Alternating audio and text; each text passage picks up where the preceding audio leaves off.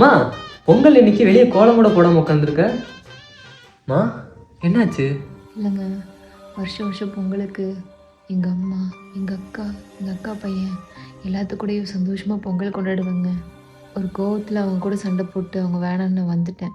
இந்த பொங்கலை அவங்க இல்லாமல் கொண்டாடுறதுக்கு ஒரு மாதிரி இருந்துச்சுங்க. அதான் அப்படியே உட்காந்துட்டேன். சரி விடுமா, பிள்ளைங்களுக்கு வேணால் பெற்றவங்க வேண்டாதவங்களா இருக்கலாம், ஆனால் பெற்றவங்களுக்கு பிள்ளைங்க என்றைக்குமே வேண்டாதவங்களாம் ஆக மாட்டாங்க. நீ வேணா பாரு, உன்னை புரிஞ்சுக்கிட்டு கண்டிப்பாக ஒன்று உன்னை பார்க்க வருவாங்க. யாரோ காலிங் பில் அடிக்கிறாங்க, நீ பொங்கலுக்கு தேவையான ரெடி பண்ணி வை, நான் வந்துடுறேன்.